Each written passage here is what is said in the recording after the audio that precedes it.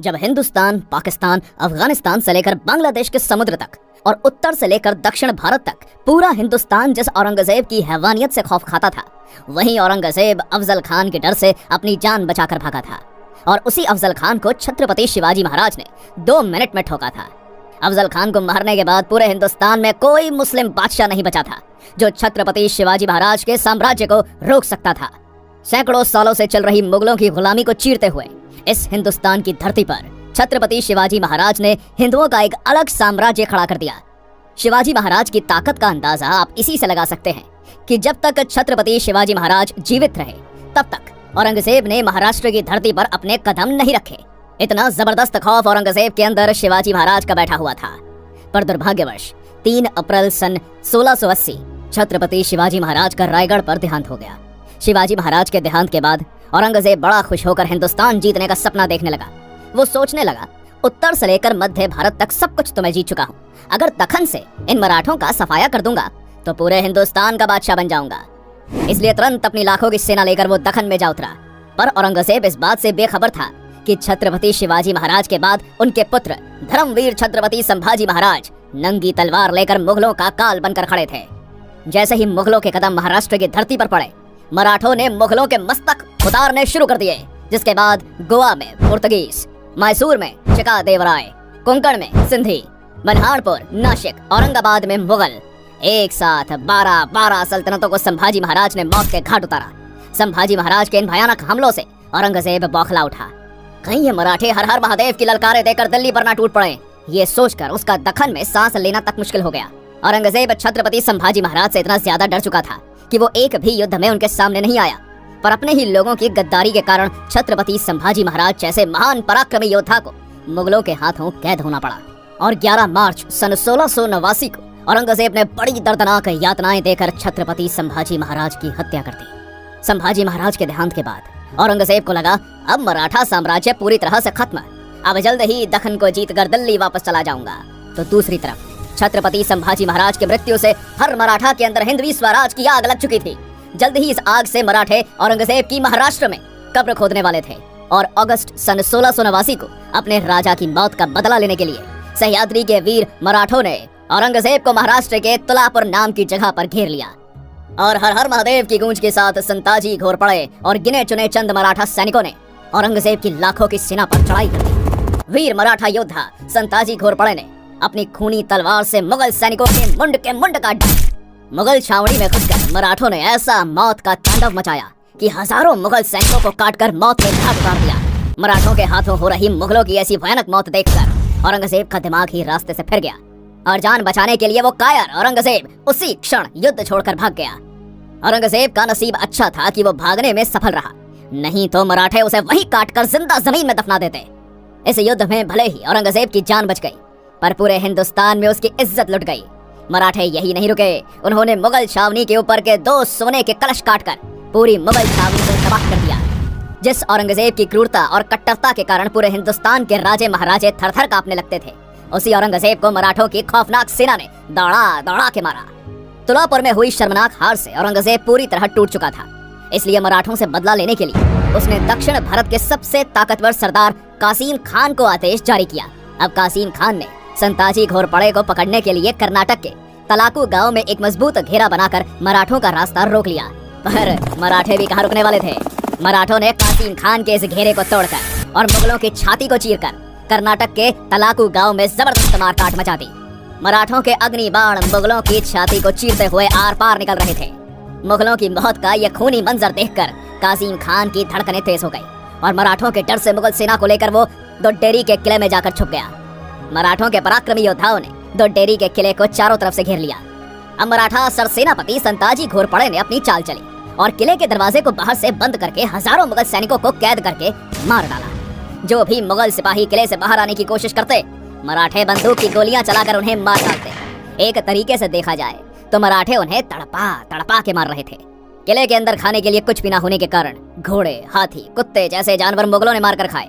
और यहाँ पर ध्यान देने वाली बात यह है कि जिस कासिम खान को औरंगजेब ने मराठों को मारने के लिए भेजा था, उसी कासिम ने मराठों के डर से किले के अंदर फांसी लगाकर खुदकुशी कर ली। पूरे हिंदुस्तान के इतिहास में मुगलों का ऐसा हाल कभी किसी ने नहीं किया जितना मराठों ने मुगलों का डोडेरी के किले में किया। अली मर्दान खान, रुस्तम खान, खुदाबंद खान, हसन अली खान जैसे अनेक ताकतवर योद्धा दिन रात एक करके मराठों का पीछा करते, पर मराठों ने औरंगजेब को नहीं छोड़ा तो भला ये मुगल सरदार मराठों का क्या उखाड़ लेते।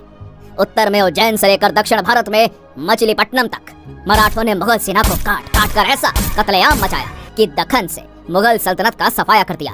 इधर औरंगजेब विशालगढ़ को घेरा बनाकर बैठा था, तो उधर मराठों ने बुरहानपुर में घुसकर पूरे शहर को तबाह कर दिया। बुरहानपुर के सूबेदार बैदर बख्त और अली मर्दान खान को पकड़कर मराठों ने उनके शरीर के कपड़े छोड़कर सब कुछ लूट लिया। कहा, रोको इन काफिर मराठों को। उठते बैठते जागते सोते सब तरफ मराठे ही मराठे नजर आते। या अल्लाह, होंगे कामयाब या ऐसे ही लौटना पड़ेगा खाली हाथ। ऐसा चिल्लाते चिल्लाते औरंगजेब का महाराष्ट्र में दम घुट रहा था, पर मराठे रुकने का नाम ही नहीं ले रहे थे। ना पराजय की चिंता, ना मौत का डर, मराठे सिर्फ एक ही बात जानते, उड़ाने मुगलों के सर। अब बारी थी मुगलों के घर में घुसकर। इसलिए वीर मराठा योद्धा धनाजी जाधव ने 80,000 की मराठा फौज इकट्ठा करके 4 मार्च सन 1706 को गुजरात पर चढ़ाई कर दी। गुजरात के रतनपुर के युद्ध मैदान में धनाजी जाधव ने अपनी तलवार से ऐसा कत्लेआम मचाया कि नर्मदा की बहती धाराएं भी मुगलों के रक्त से लाल पड़ गई। इस घमासान युद्ध में जो भी मुगल सैनिक मराठों के हाथ में आते, मराठे उनकी गर्दन काटकर सीधा अल्लाह के पास पहुंचा देते। आधी से ज्यादा मुगल सेना मराठों के खूनी तलवार से कट चुकी थी। अनेक जिहादी रणभूमि छोड़कर भाग रहे थे। कुछ नर्मदा नदी में कूद गए और बाकी बची हुई मुगल सेना को मराठे घसीट कर ले गए। खुद गुजरात के सूबेदार अब्दुल हमीद खान ने मराठा सरसेनापति धनाजी जाधव के पैर पकड़ लिए। इस तरह वीर मराठा योद्धा धनाजी जाधव ने अपने शौर्य और साहस के बलबूते पर गुजरात की मुगल सल्तनत को तबाह करके गुजरात में मराठा साम्राज्य का डंका बजाया। ऐसा ही एक के बाद एक औरंगजेब को दर्दनाक जख्म देकर मराठे उसे तबाह करने पर तुले हुए थे। फ्रेंच इतिहासकार निकोलाउ मानुची, जिसने कुछ साल औरंगजेब के दरबार में नौकरी की, इसी के साथ दक्षिण में आने के बाद वो छत्रपति शिवाजी महाराज से भी मिला था। ये मानुची लिखता है, दक्कन में मराठों के खिलाफ उतरने से औरंगजेब के हर साल 1 लाख सैनिक और 3 लाख जानवर मारे जाते थे, जिसमें कुछ मराठों के हाथ, कुछ कीचड़ में डूबकर, कुछ भूख के कारण, तो कुछ नदी में बहकर। इतनी दर्दनाक मौत मुगल सैनिकों को मिल रही थी। मुगलों की ऐसी हालत थी तो जानवरों की तो पूछिए ही मत। बेशकीमती खजाना, ऊंट, घोड़े, हाथी, तोपखाने जो भी मराठों के हाथों लगता, मराठे उसे लूटकर साफ कर देते। मराठों के हाथों कुछ न लगे इसलिए मुगल इसमें से बहुत सी चीजों को जला डालते थे। मराठों के लगातार हमलों से औरंगजेब इतना कंगाल हो चुका था कि कई महीनों से मुगल सैनिकों का पगार नहीं हो रहा था। लगातार मराठों से मार खाने के बाद मुगलों की जीत की उम्मीदें टूट चुकी थी। अगर किसी मुगल सरदार को मराठों से किला हासिल भी करना है तो वो मराठों से हाथ मिला लेता और औरंगजेब से छुपकर मराठों को 50,000 से लेकर 2 लाख रुपए तक की रकम देता। बदले में मराठे उसे किला सौंप देते। एक तरीके से देखा जाए तो मराठे मुगलों को लूटकर मस्त पैसा बना रहे थे, तो दूसरी तरफ मराठों से हमने किला जीत लिया ऐसे झूठ बोलकर ये मुगल सरदार औरंगजेब को खुश कर देते, पर असल में वो उसे मूर्ख बनाते थे। इतनी बुरी अवस्था मुगल सरदारों की हो चुकी थी। इसके आगे मानुची लिखता है, औरंगजेब ने अपने पूर्वज अकबर, जहांगीर, नूरजहां ने जमाया हुआ सारा खजाना बाहर निकाला और मराठों से युद्ध करते करते खाली कर दिया। इतने पर ही वो रुका नहीं, उसने चांदी के बर्तन तक पिघला दिए। इतिहासकारों के अनुसार मराठों से लड़ते लड़ते औरंगजेब ने 40 करोड़ रुपए बर्बाद कर दिए। विशालगढ़ के युद्ध अभियान के दौरान 1.5 साल से मुगल सैनिक बिना तनख्वाह के काम कर रहे थे। वो बंगाल का सूबेदार मुर्शीद कुली खान हर साल औरंगजेब को 14 लाख रुपए टैक्स देता था। उसी में किसी तरह औरंगजेब का खाने पीने का गुजारा हो रहा था। लगातार 27 साल मराठों ने औरंगजेब को इतना घुमाया, इतना दौड़ाया कि मराठों से लड़ते लड़ते वो आखिर में बुढ़ा हो गया, परंतु हार और बर्बादी के सिवा उसे कुछ नहीं मिला।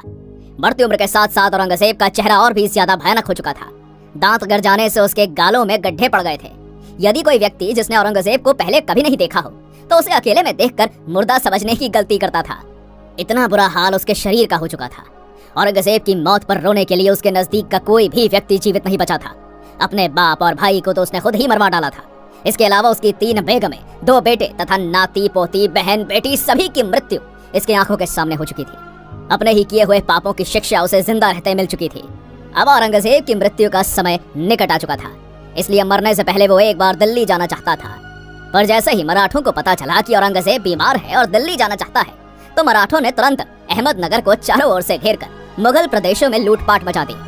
इसी बीच औरंगजेब भयानक दर्द और पीड़ा से गुजर रहा था, पर मराठों के कारण उसे इलाज मिलना भी संभव न हो पाया और 3 मार्च सन 1707 को महाराष्ट्र के अहमदनगर में वो नीच औरंगजेब तड़प तड़प के मर गया और हिंदुस्तान का बादशाह बनने का उसका सपना उसी की कब्र के साथ दफन हो गया।